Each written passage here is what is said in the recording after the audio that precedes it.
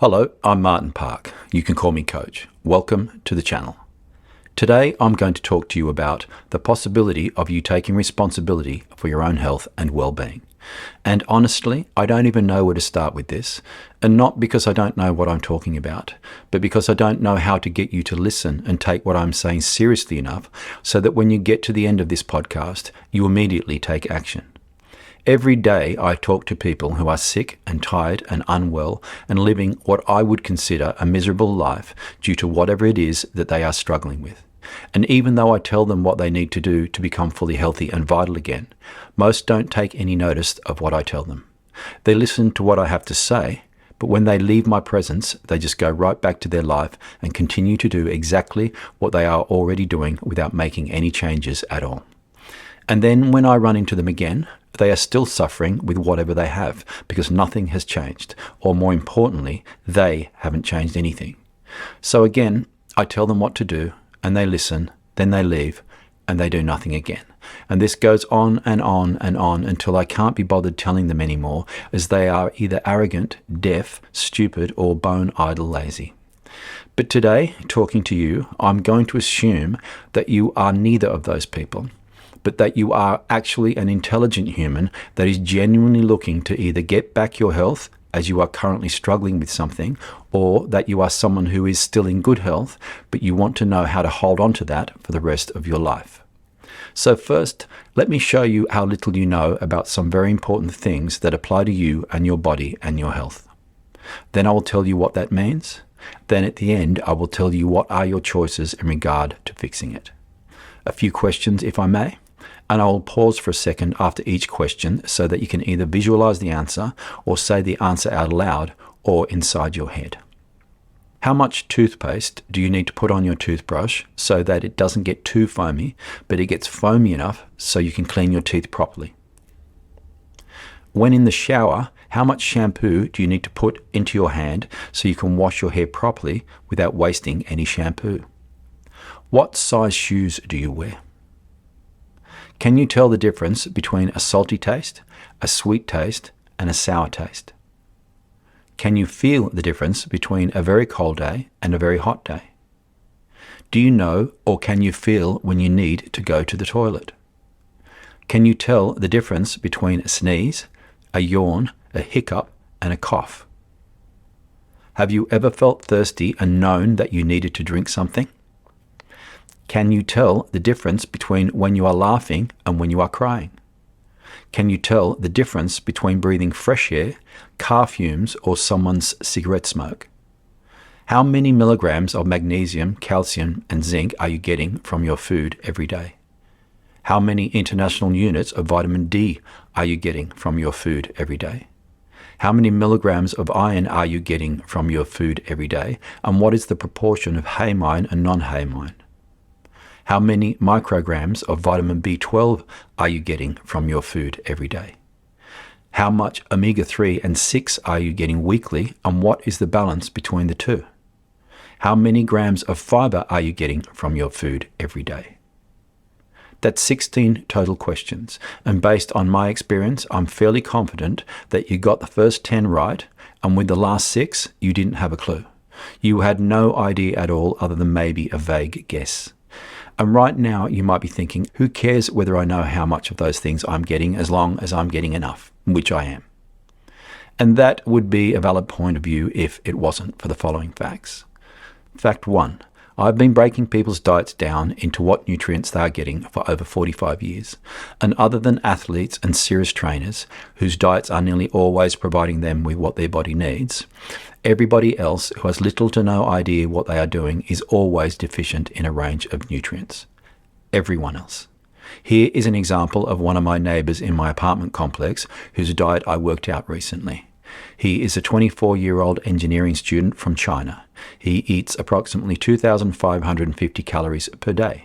His carbohydrate, fat, and protein requirements have been met with his diet. But on the diet he is currently eating, he is deficient in vitamin B1, B5, A, C, D, E, K, folate, calcium, iron, magnesium, manganese, potassium, zinc, and fiber, Plus, his sodium intake is 3 times what it needs to be. And he is not a rare exception, he is the norm. So trust me when I say that most people are deficient in many things. Which brings us to fact number 2. If someone consistently consumes a diet that lacks a specific nutrient or micronutrient, they will become deficient in that nutrient over time. It's not a matter of likelihood, it's a physiological certainty that the body's stores of that particular nutrient will deplete if not adequately replenished. Nutrients are essential for the body's normal functioning, and their absence will eventually lead to deficiency-related health issues. And the list of symptoms and problems that can arise due to a deficiency in a nutrient or micronutrient is huge.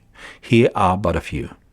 Fatigue and weakness, muscle pains, cramps, spasms or twitching, cognitive impairment or brain fog, mood swings or irritability, frequent infections or illnesses, difficulty concentrating, vision problems including night blindness, poor memory or memory loss, joint pain or stiffness, slow wound healing, reduced immune function, digestive issues such as diarrhea or constipation or IBS, cardiovascular problems, bone health issues, dental problems, skin rashes or eczema, hair loss, poor balance and coordination, hormonal imbalances, weight gain or loss, anemia, thyroid dysfunction, respiratory problems, headaches, allergies, neurological symptoms, mood disorders such as depression or anxiety or bipolar, an increased risk of chronic diseases such as cardiovascular disease, cancer, diabetes, and chronic respiratory diseases.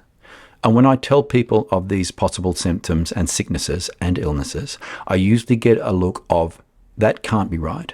If most people were really deficient in nutrients, and this list is a list of the possible negative results of that, then there'd be heaps of sick people walking around. And they are right. In the US, as of 2020, this is the percentage of the adult population living with these health-related issues. Arthritis, 18.5%, asthma 7.5%, attention deficit hyperactivity disorder 9.4% of children aged 2 to 17 and 4.4% of adults, diabetes 10.5%, depression 21%, fibromyalgia and chronic fatigue syndrome 4.5%, generalized anxiety disorder 6%, heart disease 7.6%, hypertension 45.4%, overweight or obesity 73.6%. And in the same year, it is estimated that the country spent approximately 17.7% of its GDP on healthcare, which translates to $3,696 billion. $3,696 billion in one country alone. That's a lot of sick people. And this is happening all over the world. And am I suggesting that all of those diseases are being directly caused by nutrient deficiencies? No, I am not.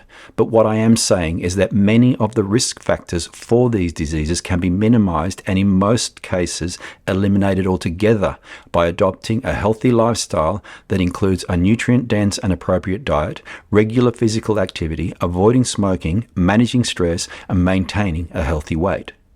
So why would you want to take any unnecessary risks by being negligent in the care of your own body? As this aspect of your health and well-being is completely controllable. All you have to do is put in the time and the effort to get it right.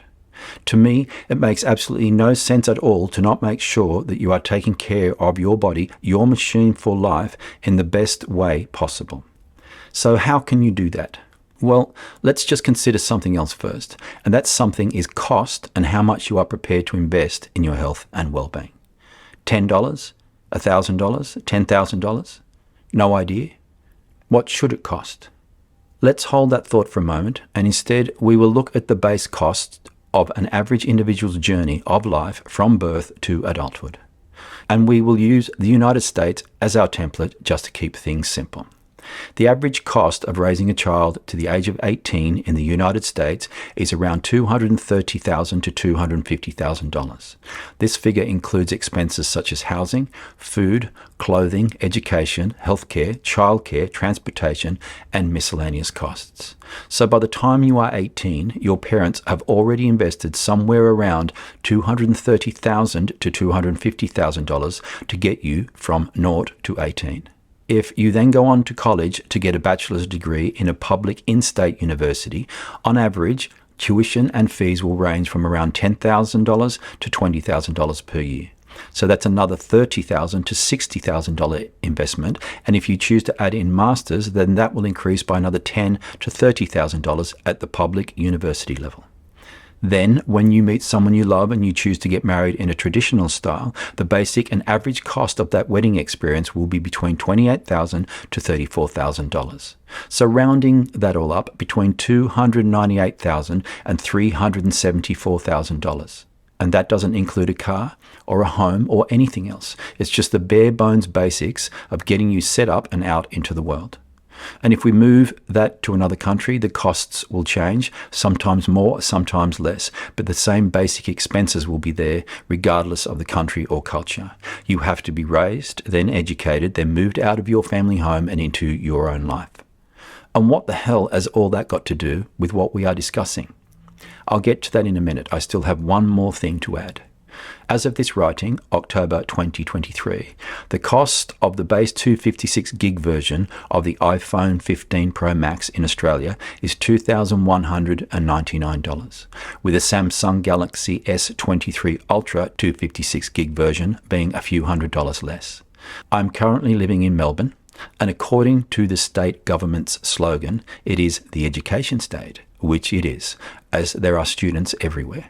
And when I walk outside my apartment, which is in the centre of the CBD, I see many young people from all over the world who are here studying for their degrees and their masters, proudly walking around while swiping through their social feeds with an iPhone 15 or a Samsung S23. $2,000 plus for a mobile phone, which for most of these people will most likely be changed next year to keep up appearances. So now back to the question. What the hell has all that got to do with what we are discussing? Well, in the beginning, I told you that at the end of this podcast, I will tell you what are your choices in regard to fixing your problem of getting your nutrition and lifestyle to be as perfect as it can be. And in doing so, ensuring that you live a healthy and prosperous life way into your old age. So the answer to that is threefold. 1, you first have to commit to the concept and the fact that for you, your health and well-being and longevity is of prime importance, as without it, you will only ever live a struggling, ordinary life of no consequence. 2, you then have to accept that you can't do it on your own, as you don't know what you are doing.